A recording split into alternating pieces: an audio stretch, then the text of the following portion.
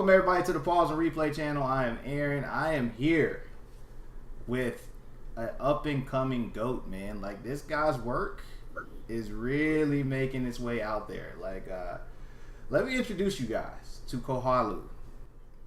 You guys Hi guys. Understand, this guy is making a name in California. That's not easy. What's up, man? How are you? Hi, I try. Yeah, this is a very competitive scene over here. Yeah, I mean, by definition, like, it is probably, I mean, next to Japan, of course, this is like, California's like the cosplay mecca of the U.S. So, to be making a name over there, it takes real work, man. Yeah, there's a couple like hubs of cosplay in the U.S. I think, like California is obviously the West Coast hub, but on the East Coast you have like probably Massachusetts just because of PAX, and then more towards the middle is Atlanta. I think each of those areas has its own sort of little ecosystem. Yeah, I've never been to PAX, man. I definitely want to check out PAX. PAX sounds like amazing, but the tickets for PAX are more than like a lot of conventions. I think it's like, God, like $600 or something like that. It's pretty up there to get into PAX. I've been there. Yeah, I've been there once. PAX East, very fun, very very cold. It was snowing the entire time, and I was in a shirtless cosplay. I was like, oh my god. Fortunately, it was a lot warmer inside, but like those transitions. Oh man, that is so awesome. So, as we get started, the first question I want to ask you, because you really are deep into this cosplay world, you and no bull, you really coming out and making a name for yourself in this. Is cosplay for everyone to get into? Yeah, absolutely. I think that as an art form, you can really take this to wherever you want to go. I think it's wonderful when people that are not just the image of the magazine cover are doing cosplay as well. I think the more the merrier. Oh, dude. So, you've been in this for a couple years now, because I've done my research. I've seen, some of your stuff from earlier. So, how did you get into cosplaying? I got into cosplay sort of starting back in high school over about 10 years ago now. So I was the king weeaboo of high school. I was the president of the anime and manga club, and the art club. I drew all my OCs, yada yada. And one day, one of my art club members, she's like, hey, have you ever been to Anime Expo? And I'm like, what's that? So that summer, with great effort, me and a couple of my friends went, and I saw people just walking around dressed as the anime characters, and I was like, oh, that's awesome. Like, how hard could that be? I want to do that. You're like, wait, you could actually do this? So then I made an Ash Ketchum costume after visiting the thrift store, and like I hot glued like his sleeves in for the overcoat, and found like the hat on eBay and stuff. Oh, and so no Pokemon games had come out for a while then, at that summer, and so I was like the only Pokemon cosplayer there, and it was a huge reaction. I was like, oh my god, this is awesome, I love it. Hey, you guys need to understand, cosplaying, thrift stores are like a cosplayer's paradise. They will find the oddest thing at a thrift store and make it look so epic. So, if you're a budget cosplayer, definitely check out the thrift store. Is this something that you spent a lot of time doing? Like, how often are you planning cosplays, I guess is a good question. Cosplay is definitely my main hobby. I do like bodybuilding and Dungeons and Dragons fair amounts, but cosplay is always something that I am working on.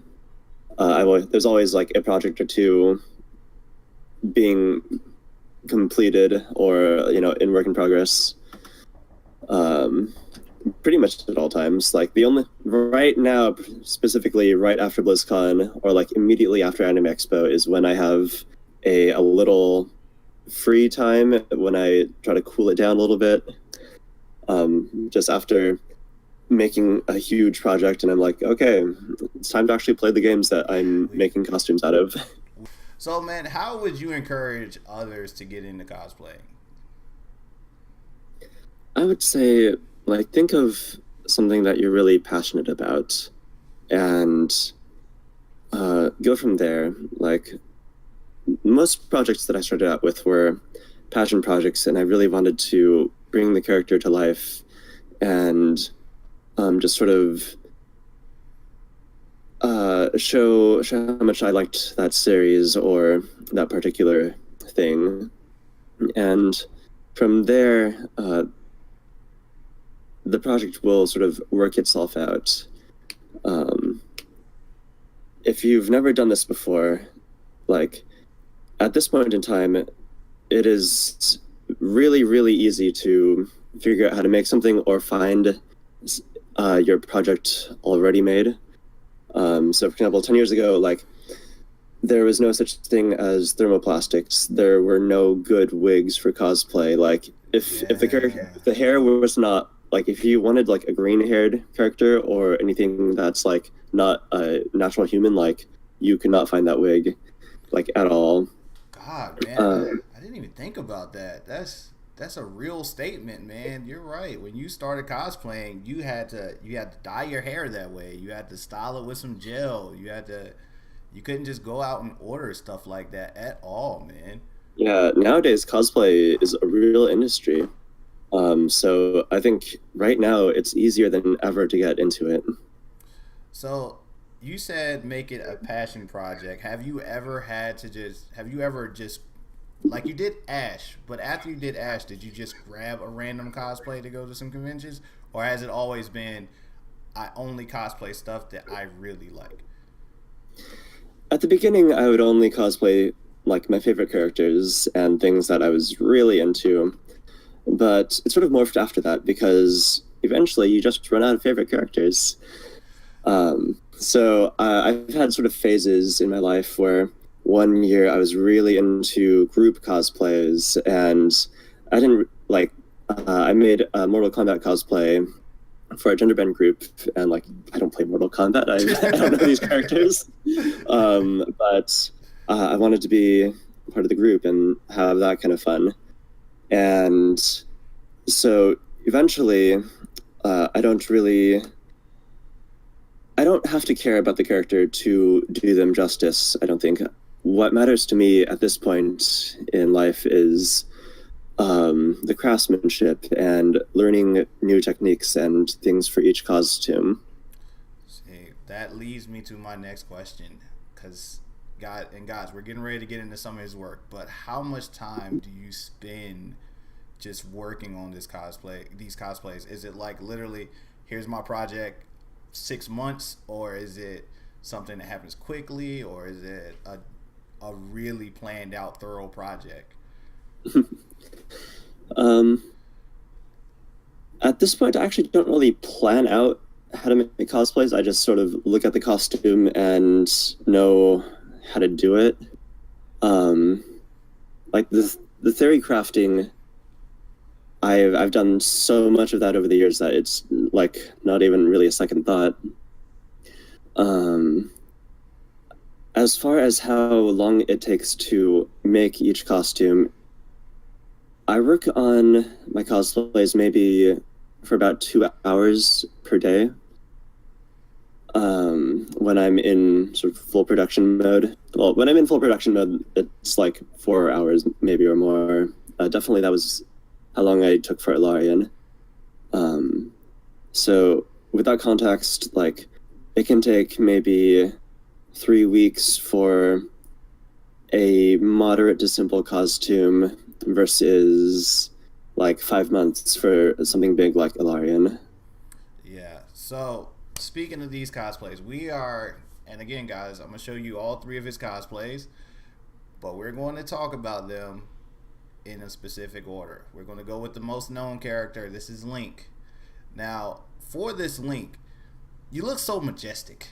Like you just come across looking like you're going on a quest, and that's what the character's for. You're supposed to look like you're Link on a quest to save Zelda. You're just supposed to. So, how did you go about creating this? So the link I sent you, I wanted to make that costume as like a portfolio piece to show like either I could enter a costume contest and win, or to show that like I'm worthy of being a judge, and this is why you should respect me in my opinions.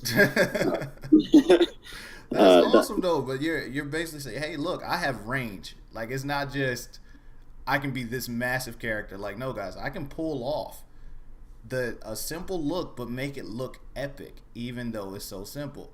Cause Link, this Link you put together, I mean, down to the yellow and gold edging around the green, like your attention to detail in this was huge, man. Yeah, that was now that was a passion project. Let me tell you, like the chainmail that I have on that, I hand linked them together, 7,500 links.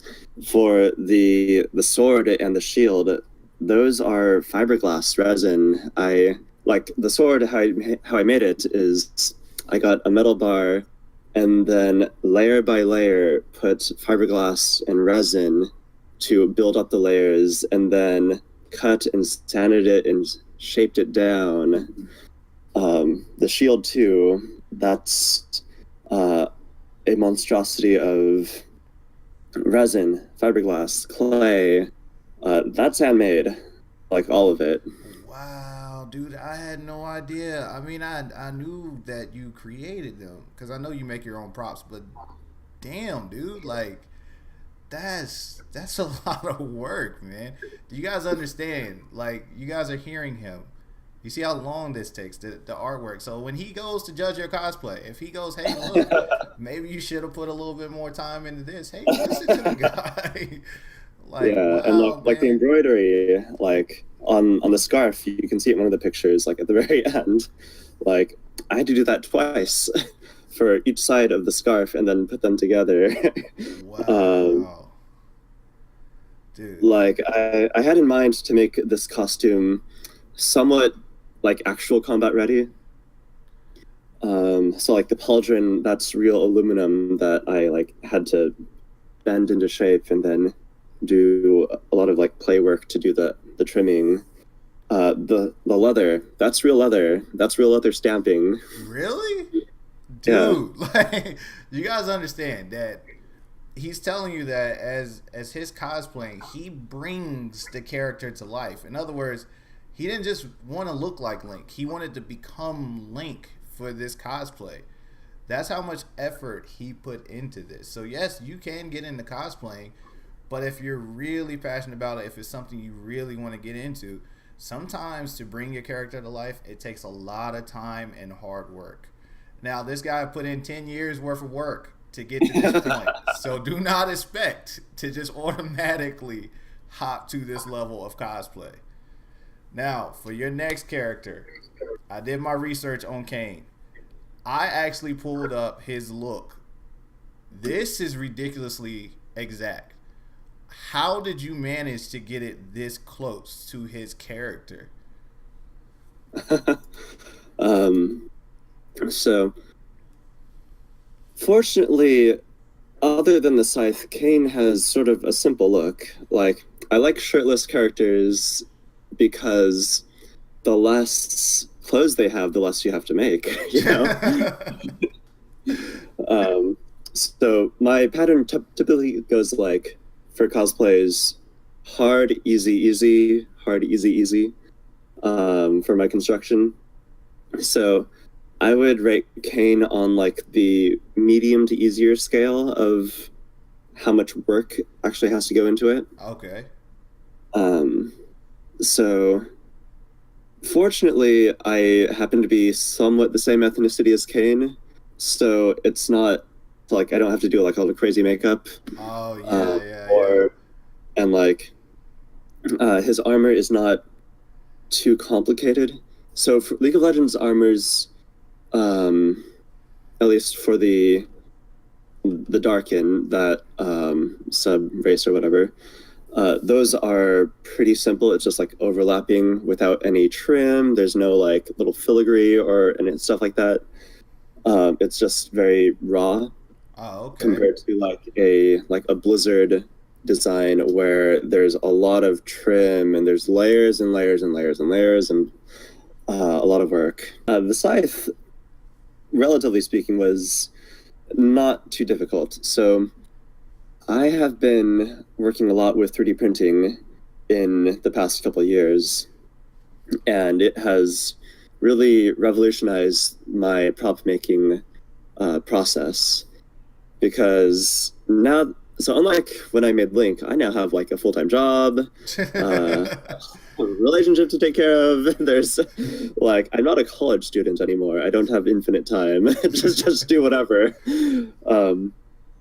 So I made a 3D model of his scythe from like judging by the concept art, and then I cut that into pieces and then printed it out with my 3D printers, and then I did all the prep work afterwards, which is a lot of sanding, the painting, the airbrushing, to get that look. But as far as the crazy time and money that it took compared to Link, this was a lot easier and cheaper. Really? Now that's a surprise because this scythe has got to be what 10 feet long total, maybe easily. I mean, it's huge. It's a bit older. I mean, it's a bit taller than I am. So I'm about 5'6", and so the scythe is like it can like sort of rest right behind my head without Okay. clearing it. So I would say it's like 7.5 feet tall, Yeah, this thing is which is a lot. massive. Yes, especially Definitely. to carry around all day. You guys, please appreciate these cosplayers. They carry these props around all day and pose for you guys to take pictures. Please appreciate that. It takes a lot of effort to carry that big thing around to make sure he looks good all day. Yeah, So, man, that was nice. yeah. All right, so the big one that everyone wants to get to, one that you just debuted this past well, BlizzCon.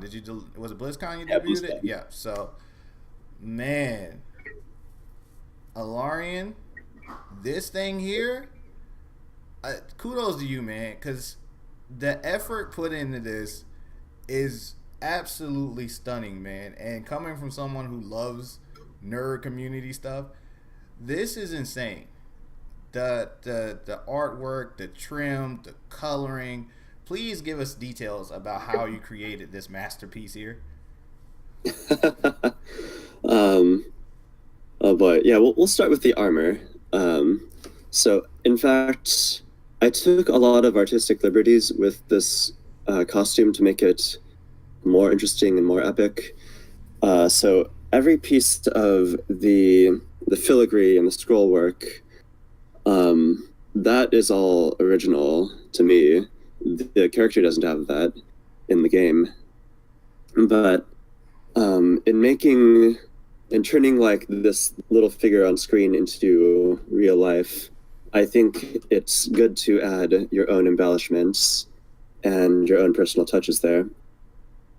So, like instead of just a regular blue loincloth thing, I don't know what it's called, between the legs, like I used a silk brocade, and a lot of the details um,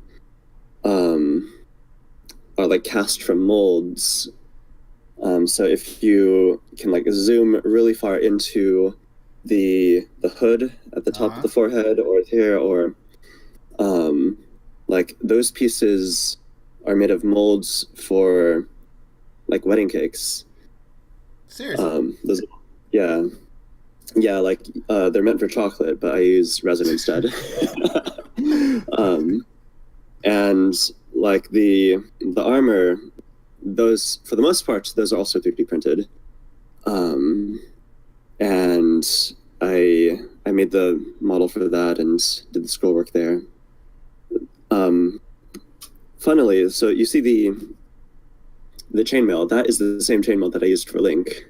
Okay. Between cosplays, there are some parts that you can recycle and reuse. That is a big thing for cosplayers. That is a good note for you guys to take down. Don't just throw this stuff away because you used it one time. It can be used to make something else epic. Yeah, and so like the armor that touches me directly, that is generally foam. So like the shin armor on the legs, that's foam. The armor around my thighs, that's foam as well. So you have to use the right material for the right purpose. And sometimes you want it to be flexible and lightweight, so foam. Sometimes you want it to be hard, so you can get a really good clean paint job. So that's like casting and molding or 3D printing, or there's no one way to make a cosplay. There are many correct answers to these questions. Yeah, but that's good advice though, man. Because I don't cosplay, so but I really respect cosplaying. The fact that you just gave out the note of, hey, I use foam around my legs and foam around things that touch me because it's easier to move around in. That's a really big note for someone who is just starting out, because they might go out and try to use something way harder and then they'll bend their leg, the thing breaks on you or something, or it's really hard to carry around. That's a really good note to give out to somebody, man. Also, like, so if you're, say, getting into 3D printing and you're like, oh shit, I want to use this for everything, that's not always the best idea, because like another material might be better for the job. For 3D printing, these parts, they don't bend, they don't flex, they don't have any give whatsoever. They're super rigid. So like I see these, Iron Man suits made out of 3D printing, and like it's hard to move around. Just saying. And like if you gain like 3 pounds, suddenly you're not going to be able to wear that armor that you spent like 6 months printing out. It's the kind of thing that comes with experience and working with a breadth of materials. Man, these notes, man, he's passing on these gems, guys. Write this stuff down, because the fact that a lot of people really expect that going to 3D printing actually makes your costume better. It does enhance it, but he's telling you straight up, like, look, 3D printing is awesome, but you do need to incorporate other things. Maybe use a leather. Maybe go with a cotton. Maybe go with something else that'll make it easier to move around. Because you're right, an entire 3D printed Iron Man costume is stiff, and the fact that he said if you gain 3 pounds, you won't be able to fit it, that is real, man. Now, speaking of pounds, you take really good care of your body for these cosplays and stuff. Like, thank you. How much time do you put into the gym for these things? I go to the gym for about an hour a day, and that's, well, Monday to Fridays I work out an hour a day, and I've been slipping on it lately, but I also try to do some ab work in the evenings. Now, with that being said, you do a lot of work, but it's not necessary for some of these cosplays, right? Like, you don't have to be in the super shape for a lot of these cosplays. No. Cosplay is for everyone and every body type that you want. There's nothing stopping you from, if you're a plus-size individual, from doing any character that you really want. But I think that you need to keep in mind what you're hoping to get out of cosplay. in your choice of costume, because if your intention is to become like a celebrity and like an internet model or whatever, then the image becomes very important. Um, so, because at that point, you're not cosplaying for yourself, you're cosplaying for other people, um, and at that point, you need to understand that you're putting yourself into the realm of like the public, and they're not going to be nice to you like the cosplay community is. And I don't, well, it's a terrible thing, but like, you're probably going to get bullied for your choices of not being a supermodel. So, like, my intention for a long time has been, well, more so when I lived in Southern California, just because sort of the cosplay atmosphere lends itself to this mindset. But like, I really, really wanted to be famous. I really, really wanted to be on the in crowd, the elite, and so I really tried to get my body into a shape that like, even if you didn't know what the character was and you didn't care, like you would still share it on Facebook because that's a hot guy. That's good strategy. That's really good strategy. Man, Um, now speaking of I guess the notoriety of this, the reception from your last cosplay, the Larian, it was huge. How did you handle all of that reception? I mean, you have fans, dude. Like you really have fans out there. So how do you handle all this? it's nice. I basked in it. I mean that's exactly what I was going for when I made the costume, and so that made me really happy because right when I finished it, uh, there's a lot of things that make me very unhappy. So like, so the pictures that I sent you, Uh-huh.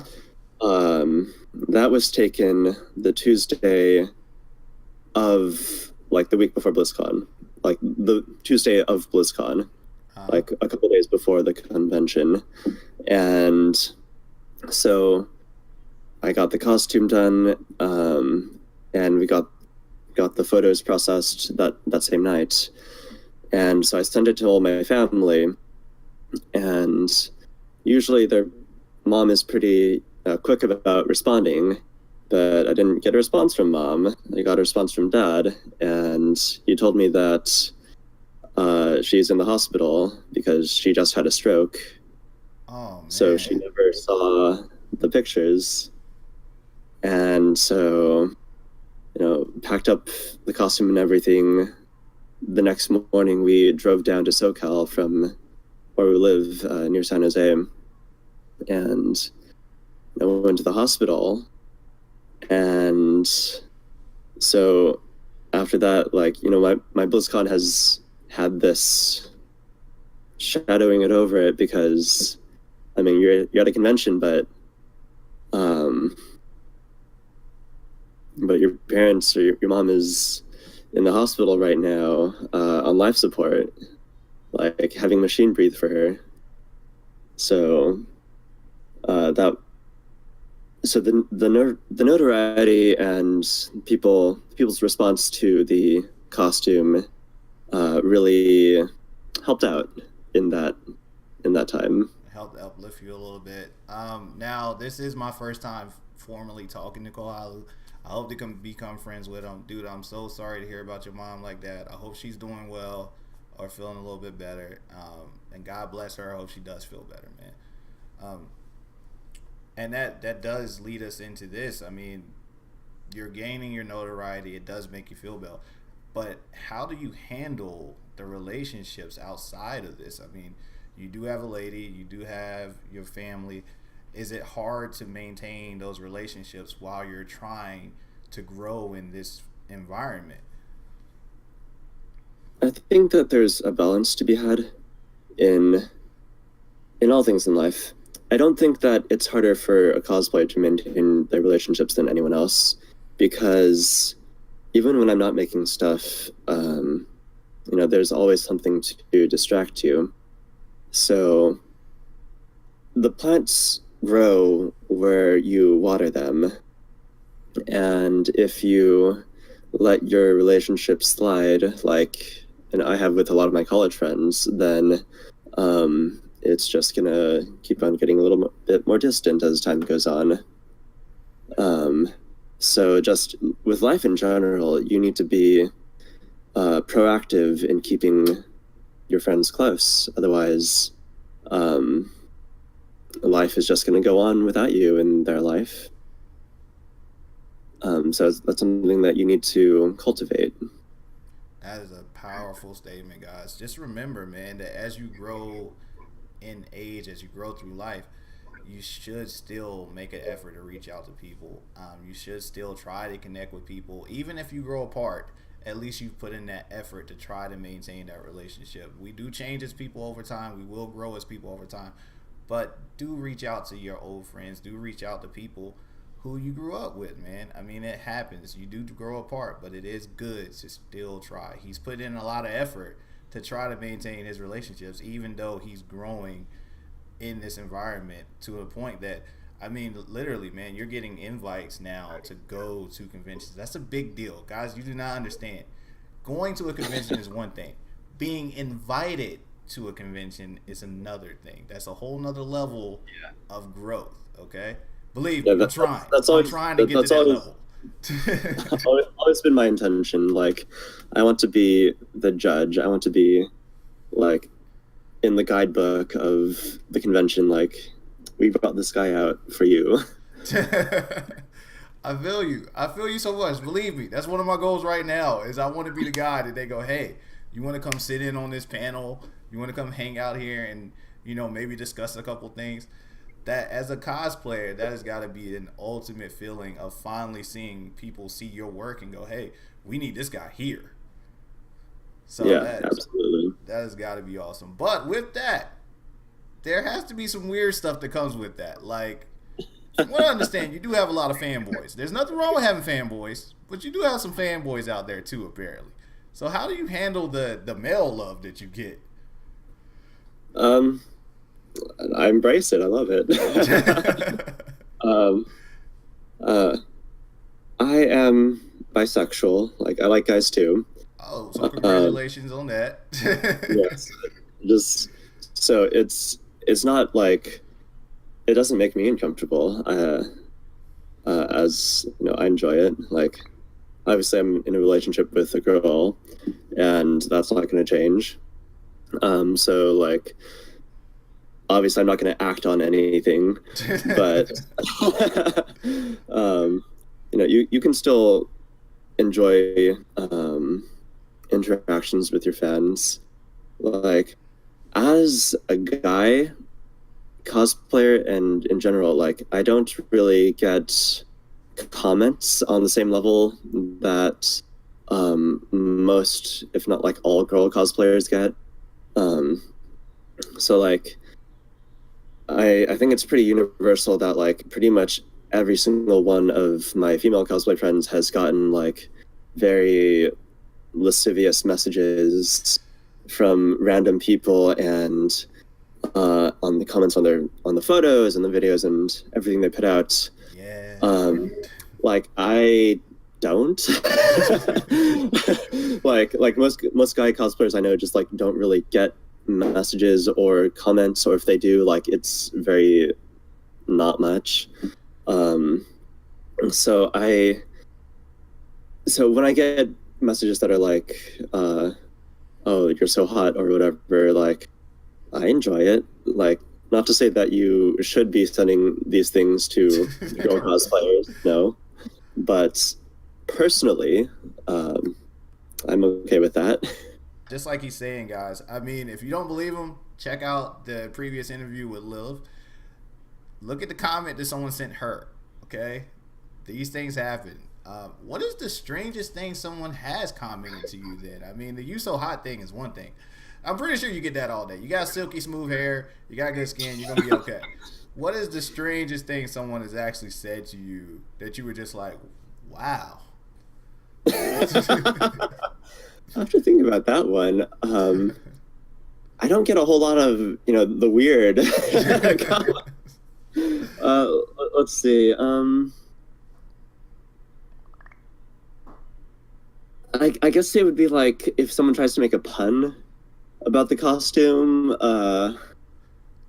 Like, I don't know, if you get a trainer like, oh, you can I Pikachu? That is so corny, but it's awesome. It's so true. It's so corny at the same time. Guys, please do not hit on him with puns. Okay. Just no. Go ahead. I will take any comment I can get. Now, with that being said, in that case, because you do seem to like a lot of the comments, has anyone ever crossed the line with you? Like, have you ever been out cosplaying and someone said something that you were just like, not cool, dude, or sent you a comment and you just was like, no, I gotta block this person? In person, people are much more civil than online. So, like, in person, like, it's very rare comparatively that, like, people would really comment about whatever I'm wearing in the good or bad. But there was an incident actually at a Renaissance fair where I was wearing sort of a medieval interpretation of Discord, the agent of chaos from My Little Pony, and it was this like shirtless vest with wings and horns and stuff, and like I was straight up groped by this like Mexican grandma. You can't make this stuff up. And I was like, what? I was just bewildered. Like, I was like, was I violated? By grandma, no less. Like she just grabbed my junk. I was like, whoa. Whoa, Abuelita, hold on there. That is so awesome, man. Oh, man, grandma stories. Grandma hitting on people. This is great. So, dude, what is your big goal for this? Like, what is the ultimate end game? Like, is it, I want to be able to, because eventually, and you're on the path already to making cosplay your source of income. You're coming that way, dude. Your work is literally gaining notice on my end of the world, because you do live on the opposite side of the country. So you're getting invited to conventions on this side of the country, which is really cool. So what is the big goal? Is it like to be invited to Comic-Con or over to Japan, or what's the big goal for you? So I have gone to Japan twice for cosplay. See, this is just killing my interview. So so you have been invited to Japan twice already for cosplay. Yes. Japan, fucking fantastic, by the way.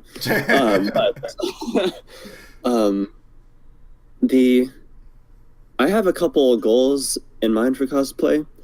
Sort of on a day-to-day basis, I just want to make pretty things. I'm very motivated by the craftsmanship. I think in phases of my life, I've had different goals of what I want out of cosplay.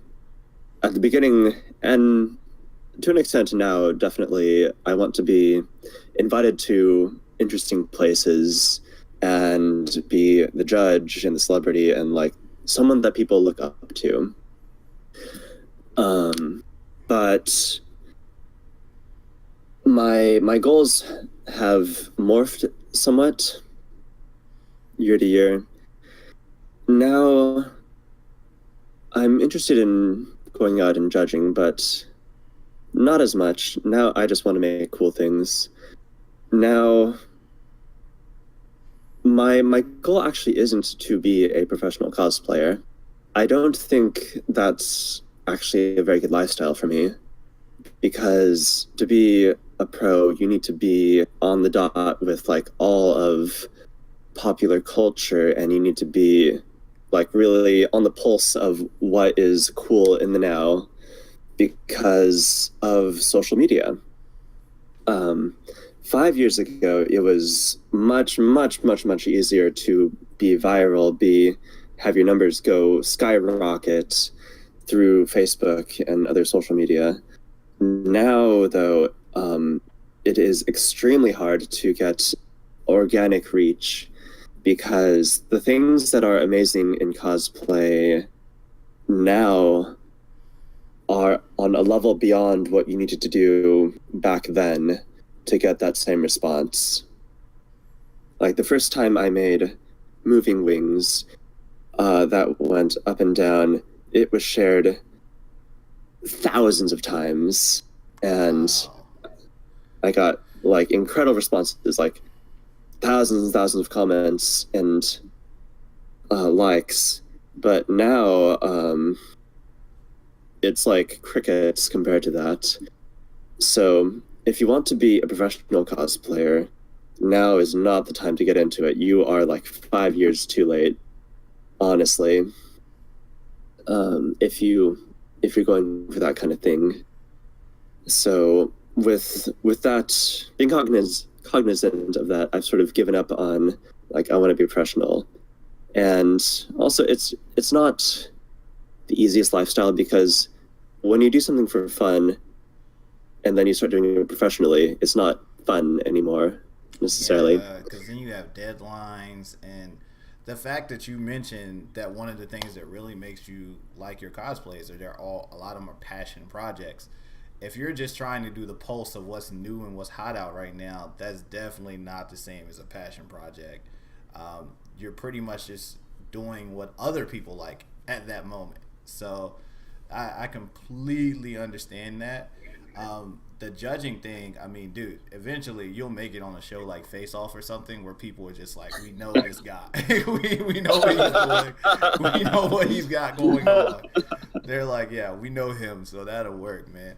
That is awesome though, man. And you're speaking to as you evolve. I mean, you take him for example. His first cosplay is Ash. His last cosplay, Alaric, and you see the difference between the two. He's evolved over time into what he's doing. And your craftsmanship, man, that's not even on Judgment. That is completely on another scale than your everyday cosplayer at the moment. That is like, Thank you. yeah, the work you've put into these things is just gorgeous, man. Man, this was a good interview, man. I'm glad I got to talk to you, dude. You're a lot cooler to talk to than I thought. Oh, thank you. So you're pretty awesome. I know you're probably not gonna do it, but these people would kill me if I didn't ask. What's the next big project, or at least the next big con that they could find you at? I'm still deciding on the next big project. So being a very, very competitive cosplayer, when I do competitions, I play to win. And like BlizzCon just sort of kind of burned me in the competition sense. So I don't know when I'm gonna make another big thing. Mm-hmm. But for the next conventions, we have a Cosplayer coming up in January, I believe. Yeah, in January, which is in San Diego. Okay. And then right after that, I will be at Anime LA in Ontario, Southern California. Oh, okay. Yeah. I was like, yeah. I was like, wait, what? Yeah, there is Anime LA in Canada. Yeah, right. Yeah. I was like, after I said it, I was like, wait, he did say Anime LA. So yes, no, there is a city in Southern California called Ontario. okay. So I'll be there. That is awesome, man. Now, I'm going to Anime Expo. I do hope to meet you in person there when I'm there. I know you'll have on something absolutely ridiculous when I get there. So kudos maybe, to you, or man. I may be half naked. You probably will be half naked. I don't blame you. Look, man, I just left the gym. Seriously. Like right before, you guys don't understand. I had to rush home. I had to get the camera right and everything because I literally left the gym, came straight here to do this interview. So I do know the Yeah, feeling. Anime Expo is just so hot that Dude, that's like what I I don't like hear. wearing big stuff there. I've heard that from so many people. Like everyone's like, I keep going, yeah, I'm gonna go, and everyone's like, dude, it's hot. It is so hot there. Yeah, just cosplayers, so you know, it's really hot at Anime Expo. Like, I'm gonna be shirtless. Like, let's. He's like, there's no way I would have put on that Larian armor at Expo. It's just not happening. No, like that's not how it works. Dude, thank you for doing this interview for me. This is a new channel. Guys, please like this video, subscribe to this channel, follow this video, share this video as much as you can. Follow him on social media, guys. We will have all the links to his social media in the comments below. Please follow him and support him in his future endeavors. Kohalu, thank you for doing this interview with me. You were really awesome, man. I really do appreciate it. Thank you very much. It was a blast talking with you. All right, man. And guys, see you guys in the next video.